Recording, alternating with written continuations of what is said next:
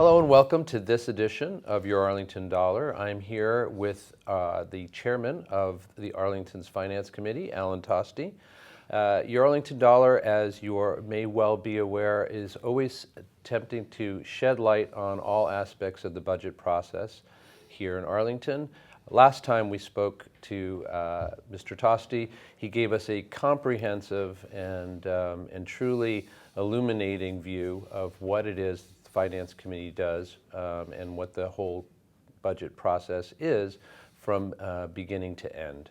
And I'm sure that although the topic for today is very different than that, we are going to emerge equally enlightened from this conversation. So Al, thanks so much for coming in. Okay, I'm happy to be here. Once again, we really appreciate your taking the time to talk with us. No problem. So I was mentioning before we went on air that we have started our scrutiny of Arlington's budget process this year a little earlier, right at the beginning of this year's cycle. And in doing so and talking to Town Manager Adam Chapdelaine recently, it emerged that clearly two very large financial items to consider coming up here in the very near future are a pair of rebuilds, school rebuilds, one for the Arlington High School, which we may talk about at some future date, but for today, we'd like to talk about the Minuteman High School situation. Yes. And I think that many people understand that Minuteman is a regional vocational high school that draws students from 16 member communities. Yep. With that as the starting point, can you kind of tell us how did the agreement to set up this school even come about, and what are the general parameters of that agreement? Well, it started probably the thought process about getting or developing a vocational school started probably in the late 60s. Communities got together. There were 12 communities at that time, and there were a lot of vocational schools being built in the 60s and the 70s. It tended to be the trend at the time that if you put 1,000 kids in a school, you can offer really in-depth programs, far more so than a school could who only had 30 or 40 students. I mean, they were trying to get beyond carpentry and electrician and plumbing, just the, sort of the basics, and get to a much larger variety of programs. So in the late 60s, communities came together, formed a committee put together a proposed regional agreement, went back to the 12 towns at that time, got approval from the 12 towns, and then along with bond authorizations, and then proceeded in the early to mid 70s to build Minuteman. And at that time, the school was built for probably 1,200 students, and like I said, it had 12 towns in it. Okay, and so the towns, as you said, first they had to get an agreement from the towns to move forward with this project. That's correct. And what I understand to be one of the sources of controversy in looking at this whole issue right now is that any change to the existing agreement requires unanimity among all the member towns. Is that? Yeah. I think that we made a horrendous mistake back in 1970s in approving this regional agreement. Not because we shouldn't have had a vocational school. It offers a great deal for many of our students, but because the regional agreement was so unfair to Arlington in the type of district we have. We knew to a certain degree that we were going to be the largest town. We are the largest town. We were back then, and the largest number of students would come from Arlington. The problem is all the governance of the district is sort of one town, one vote. So on the regional school committee, there are 16 or 12 members back then. By the way, in the late 70s, we added 4 more communities to it for the total of 16. But it didn't start that way. It started with 12. But we had one vote out of the 12 and then 16. Our town meeting had no more authority than Dover's town meeting, to pick on them, even though Arlington today sends 150 students and Dover sends 1. Over the years, this has simply become unacceptable to the governing bodies of the town of Arlington. So I think that unfairness is probably exacerbated as well in Arlington's experience by the fact that it's not just one town, one vote, but I think that unanimity is required for any changes. Is that correct? Right, and that's the other thing. In order to pass an amendment to the regional agreement, you need unanimous consent.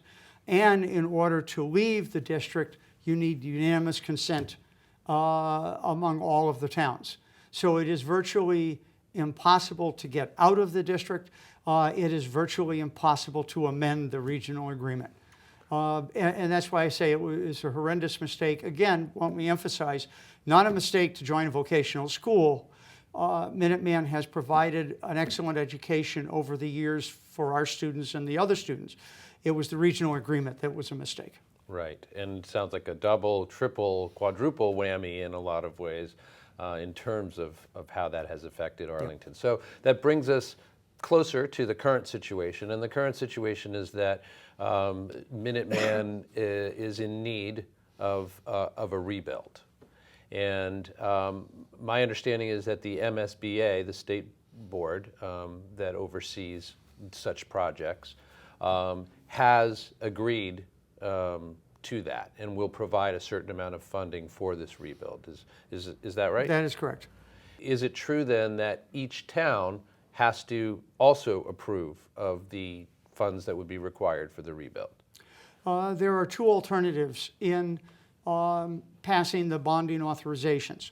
The regional school committee must vote, first of all, to authorize the debt, and then it goes to the town meetings of each of the member towns. Any one of the 16 can veto it.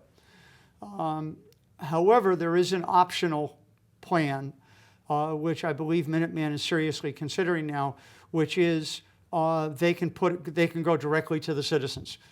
So they could have a district-wide vote where the polls are, they choose the date, the polls are only open for 8 hours, and it's majority rule. So they can, in effect, bypass the town meeting in this. And does Arlington have a stance on that you're aware of? Is there any kind of official word about that? Well, I think that all of us, I don't know if we've taken a particular vote on this, but I think both the selectmen and the finance committee would agree that these decisions should go to town meeting. Okay. So you were saying that there's 2 steps or 2 possibilities. One of them had to do with the regional school committee has to accept, right? Has to accept the debt, as you said. Or approve. They have to authorize the debt. Taking it on, right, authorize it.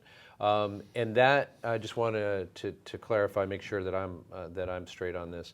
That is 1 committee member for every town among the 16. So that's correct. A 16-person committee, basically. Yeah. So you can easily have 11 towns, it has to be by a 2/3 vote. Okay. You can have 11 towns who represent maybe 25% of the population of the school, force this on the other towns who don't want it or want to change position. So it sort of goes back to the heart of the issue that the one vote, one town is just unfair. Mm-hmm.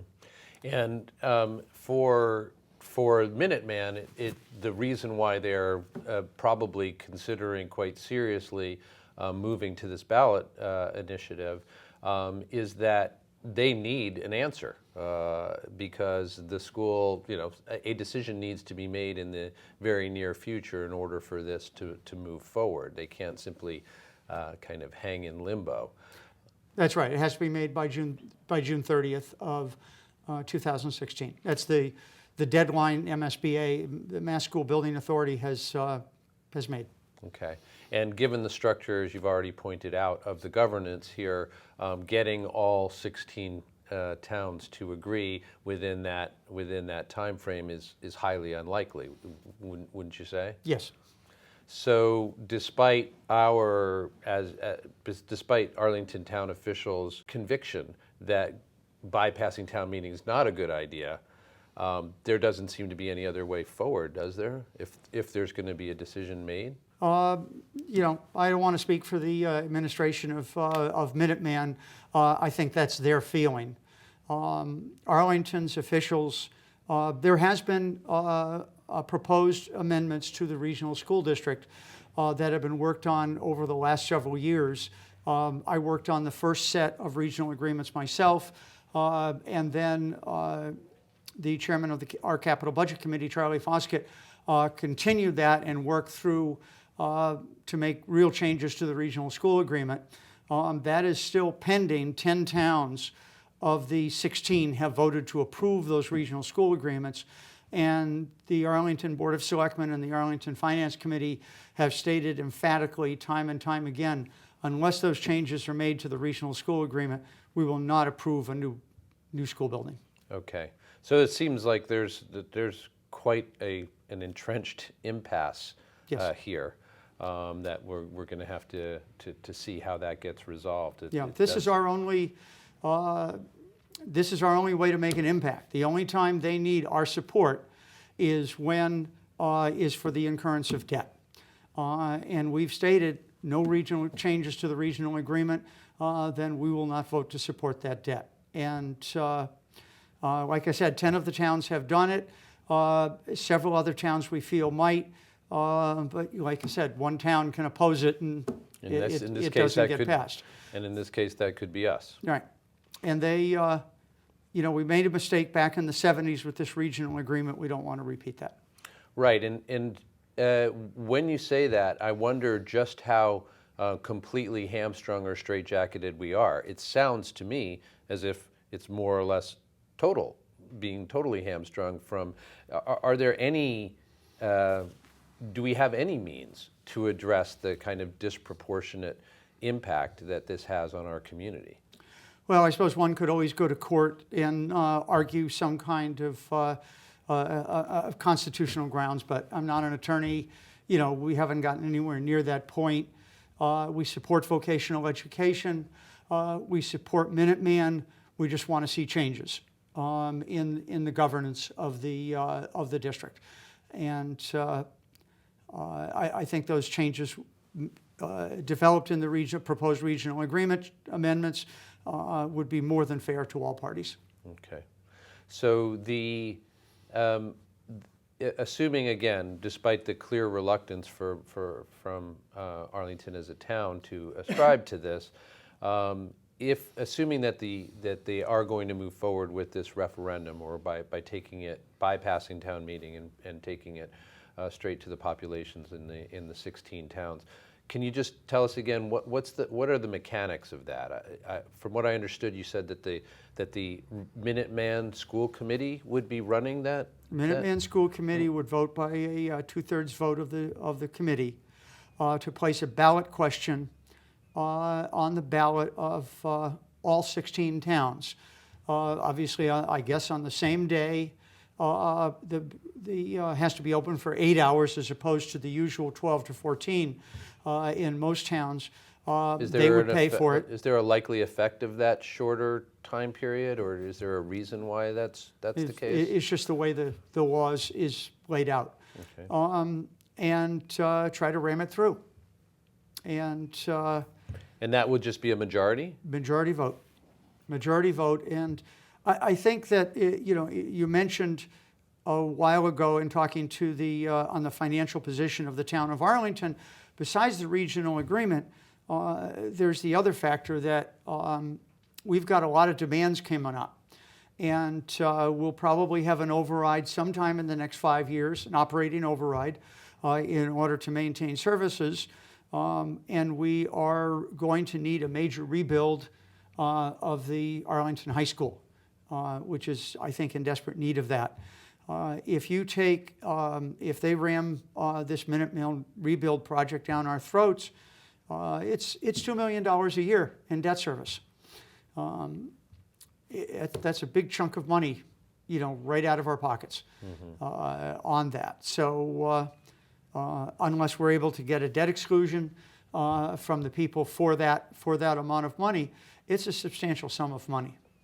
Yeah, so you actually anticipated my next question with that answer, in that looking now at the idea of how to, I'm not sure if balance is even an appropriate word in this case, but how we would move forward as a town, both on the high school rebuild, as you say. I think virtually everybody I talk to, at least, seems unanimous in thinking that is absolutely imperative. So we could see that coming. That also, the MSBA will be, I think, evaluating our most recent application, and one hopes will be approving it. So we'll have a better sense of just how much we're going to be on the hook for as a community, I guess, in the next little while. But what is your sense of how we can move forward if both the Minuteman rebuild is approved by whatever mechanism it happens, and we need to move forward on the high school? Yeah. We will need debt exclusions for both. The rebuild for the high school is going to be a substantial amount of money, and we just cannot absorb that within the operating budget or the capital budget. We're now in the process of moving ahead for the renovation, or the completion of the renovation for the Stratton School. We're going to be able to fit that into the capital budget, and we have some debt exclusion money remaining from the other rebuild of the other elementary schools, but we're going to be doing that. We can't possibly fit Minuteman and the high school, or either one separately, into our operating or capital budgets without a debt exclusion. And if you put, a debt exclusion for Minuteman, a debt exclusion for the high school, and then an override over the next 5 or 6 years, those are going to lead to substantial increases. As an aside, would you mind, could you clarify for the audience the difference between a debt exclusion and an override? Sure. A debt exclusion is for a specific project that will need to be borrowed for. If the debt exclusion is passed, the project is borrowed, and then you're going to have debt service over a period of time. In all likelihood, this will be 30 years of debt. So as long as that debt is outstanding, the debt exclusion means that goes right to the taxpayer. When the debt service is completely paid off, the debt exclusion goes away. Okay. So that's So it's tied a to temporary- a specific project, as you say, and it lasts as long as it lasts. But the effect is essentially, and an override, I assume, is for more general purposes or less defined, and just where there is a deficit that needs to be addressed. Debt exclusion is temporary, an override is permanent. To look at that. So there's a lot of challenges. In addition to those, we have an increasing school population now at our anticipated levels. to grow, right? So, there's, as you know, there was a school committee meeting at the town hall several weeks ago, and we're looking at an increasing school population at all levels, well, primarily the elementary and middle right now. And so there will probably have to be some changes there. So, that could even be another debt exclusion. So there's a lot of demands on the plate. Yes, it certainly sounds like it's a bit daunting to hear. And I think that, we'd be willing to support a debt exclusion and a renovation to the Minuteman if we knew that the governance was going to be changing, that we were going to have a reasonable say, concurrent with the amount of enrollment and the amount of the assessment that we pay. Let me just give you an example. On the Minuteman School Committee, I said before, we're 1/16 of the vote, even though we're 38% of the enrollment. When the budget comes before town meeting, by the time it gets to town meeting, 11 towns have already passed it. In effect, our discussion at town meeting becomes almost irrelevant because the town meeting, in effect, has no say. I guess just to wrap back around to this regional agreement, and I think I heard the answer from you earlier, but let me just ask. Is there this is not working for us. Is there any way out? Only under the The regional agreement, we can't get out unless all 15 other towns approve it. And So since- we would apply to remove ourselves Yep. from this group, but the other 15 members would have to approve of that Yes. as well. So it's, in fact, Wayland voted to get out. There's several towns that want to get out. They just don't feel it's a good deal for their students. They could send their students elsewhere. And Wayland already applied to get out. Lexington turned them down. That's already happened. Are there any other of the 16 towns, are there any others, or the other 15 anyway, who are in similar kinds of positions as Arlington, whose reservations or sense of unfairness is based on similar grounds? Well, Belmont has been one of the other towns that has consistently been unhappy over the last 5-10 years with the Minuteman administration and the way it's all been doing. And I think that there could be a couple others, but Arlington, the impact in Arlington is the only one with a real severe impact. The impact both for the operating budget and for the state exclusion for most of the other towns in the district is fairly trivial. It's just not going to have a big impact. And when you try to get communities to oppose the budget, as we did back in the mid-1990s, we opposed it, and we got Lexington and Belmont at the time to oppose it with us. We needed 3 more towns to oppose the budget. And a lot of that we did. We got 3 towns to oppose the budget, but it wasn't because the impact was anything that they care about. It was, a matter of principle in supporting the other towns. Mm-hmm. But, Dover, Lincoln, Wayland, Weston, they send such a small number of students compared to their own schools. It's just not something that has a substantial financial impact to them. It does to Arlington. Right, and as you say, Arlington already currently supplies 38% of their enrollment. If our student population is growing, one can only assume that we are going to maintain or increase the numbers of our own students who would want to avail themselves of vocational education. Right, and it's also dependent upon what's happening with the other towns. If the other towns were growing in the same line with Arlington, then our comparative 38% would be about the same. If ours is growing and other towns are decreasing, then the impact even becomes more dramatic on that. So it's fairly substantial. And the other thing to keep in mind is there's less than 400 students from those 16 towns. In many ways, it's not a viable school size. The only reason it's viable now is because another 300 students come from out of district. So it is possible for students outside of the 16 towns to access Minuteman. In fact, you're saying 300 students do.